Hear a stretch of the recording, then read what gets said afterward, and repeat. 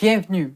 Welcome to MicroStrategies, your unique microclass for advancing allyship in work cultures, presented by Microcrédit Montréal.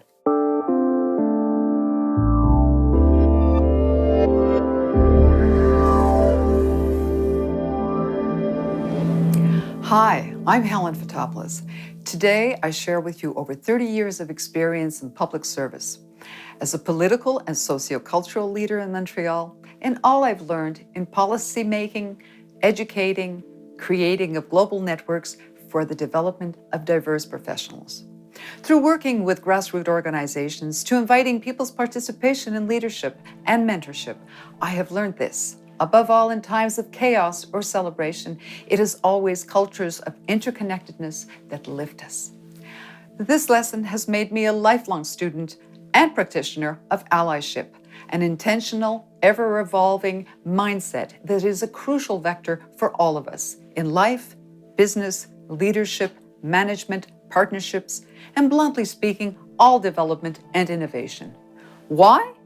Because the inclusive, collective wisdom and participation of all communities guides and empowers our cultures, and empowered people-centered cultures ensure true net worth and resilience for all enterprises. So how do we become meaningful allies in our work and lives? I'd like to share with you some of my lived experiences and go-to strategies, simple, daily, yet transformational actions that have enabled me to advance cultures of shared ideas, solutions, and above all, true solidarity for sustainable relevance. I was born and raised in an immigrant family of Eastern European and Greek descent in a multicultural Montreal neighborhood.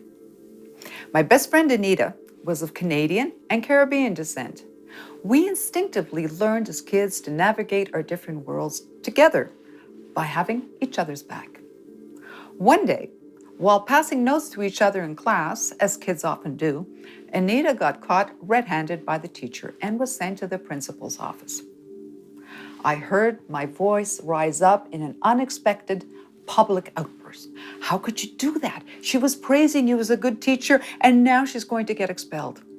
The teacher ran into the hall, called her back in time, and all was resolved. That childhood moment triggered a lifelong understanding of the power of public support, of the value of speaking up, of advocacy, stepping up to help someone, and being an ally. Over the years, my learning evolved into certain go-to actions, like see something, react, say something, do something. Even if it feels uncomfortable, engage in a way that allows you to show up with support. Choose to learn and educate yourself, to widen your perspectives and cultural understandings. Ask someone how they would like to be seen. Then contribute to transforming their preferred narrative and altering any conscious and unconscious biases for yourself and others. Learn to be a responsible advocate and ally with your actions, with coworkers, employees, managers, consumers, and in your personal relationships. From the 70s into the 80s, I dove into student, citizen, labor, and women's movements, then co-creating the Montreal Women's Self-Help Center, and then politics.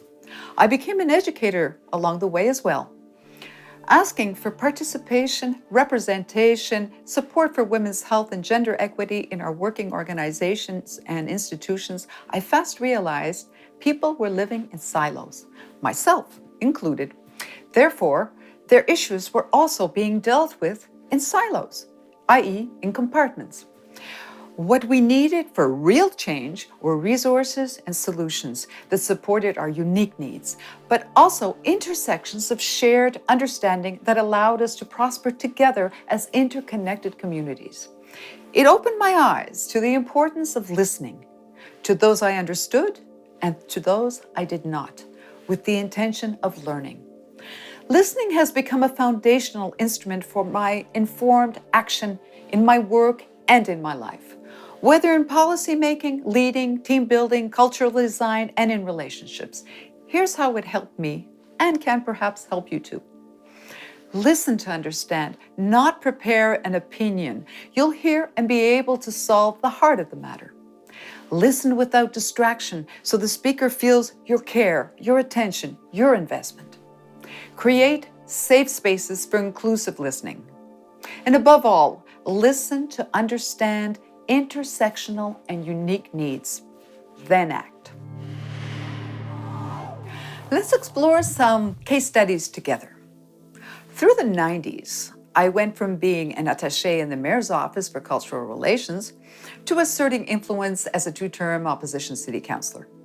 One of my first initiatives was to give voice to the community and enable a neighborhood cleanup campaign.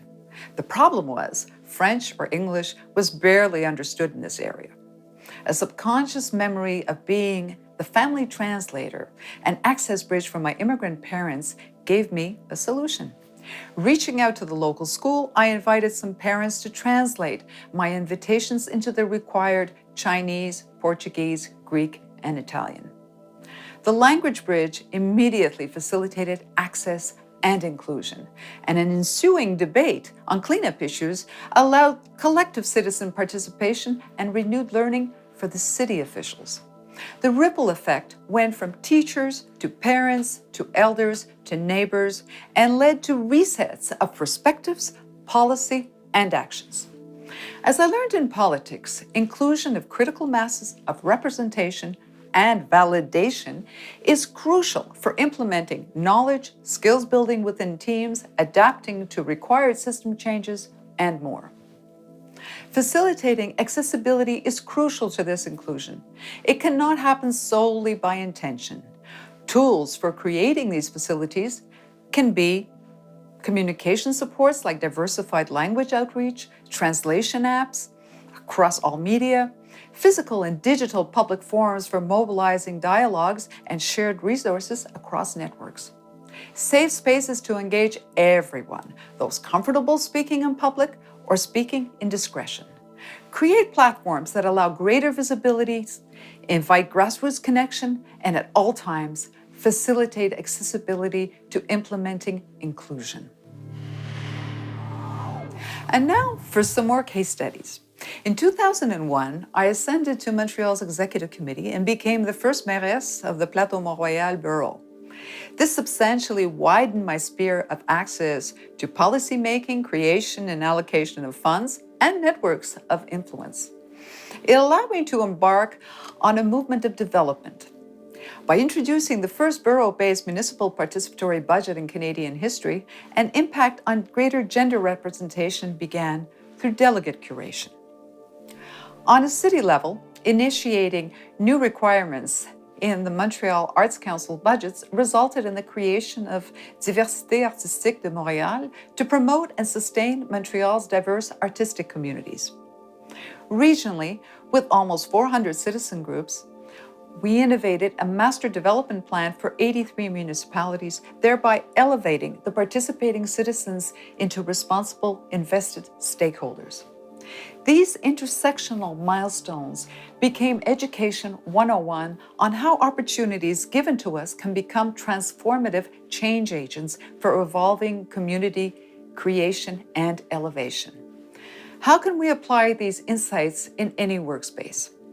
Introduce financial and educational support frameworks for equity creation in your decision-making. Sponsor community that requires greater equity. Share the abilities and reputation of worthy individuals and groups who require greater representation. Acknowledge, give credit where it's due through performance reviews, promotions, etc. Promote credibilities and career goals of people who get typecast in stereotypes. Champion and invite unseen expertise on your public forums of visibility, i.e., in press, social media, etc. Open your networks and invitations to create new bridges of belonging. Transform your privilege into contribution. Progress, too, requires continuous progress. In recent years, I was invited to coach women in international municipal politics. As I began this new journey, I found a near-complete absence of critical grassroots learning in the curriculum required for true global relevance. I couldn't help but recall the long-lasting impact of the real-life engagement with community-based lessons from my own teachers and mentors that had guided my path to leadership and work. Simultaneously, in hearing the new ground realities faced by these emerging leaders, I felt my own learning evolve. I saw a need for a movement of shared intergenerational learning, of allyship, one that could inform and advance both mentors and mentees. Inviting the help of colleagues, I set about creating an association of former Quebec municipal officials. We also restarted an organization for the advancement of women professionals of all ages. The mandate of sharing grassroots knowledge and mentoring was central to both. These mentorship networks continue to share evolving insights for the importance of advancing allyship in work cultures by highlighting the benefits of reciprocal listening, support frameworks, and lifetime connections and friendships. We can all embrace these strategies by offering continued investments of time, holding ourselves accountable to renewed learning, being open-minded to reworking truly inclusive environments, inviting intergenerational representation in our employment profiles, advisory groups, and all informal and formal tables of connection. In these actionable ways, we can create more than moments of change, but rather a linked, advancing movement of allyship that is based on constantly evolving awareness of evolving realities. Coming full circle to a memory of when I was losing a pivotal election. My daughter, who was pregnant with her own daughter, took over as my shield of emotional support and strength. My home, family, partner, sister, my community became my refuge once I lost my workplace. It has often made me reflect on existing cultural paradigms that disallow or lack safe spaces of emotional sustenance for women in the workplace. Worse, as stereotypical narratives to those exhibiting a need for allyship and care in professional spaces. From motherhood to grandmotherhood, with constituents and mentees, I have realized that the need to feel and receive care unifies us in a common thread, even when we're unable to find most anything else in common through cultural, gender, partisan, or other differences. It is the urgently required social legacy for all time. How then can we all contribute to creating constantly nurturing mindsets of care? What are the required questions for advancing this in work, teams, collaborations for all people? What allows growth? What facilitates development? Who requires nurturing? These questions to me are all defining foundational actions of allyship. Care is the emotional resource we can all have at our disposal, for ourselves, for others. A listening ear, an embrace, attentiveness, concern, tenderness, presence, surrendering of judgment, above all, to imagine someone else's real predicament. Let's choose to create a legacy of emotional sustenance. Let's dare to care, and together advance allyship as a foundational change agent in our lives, work, and cultures.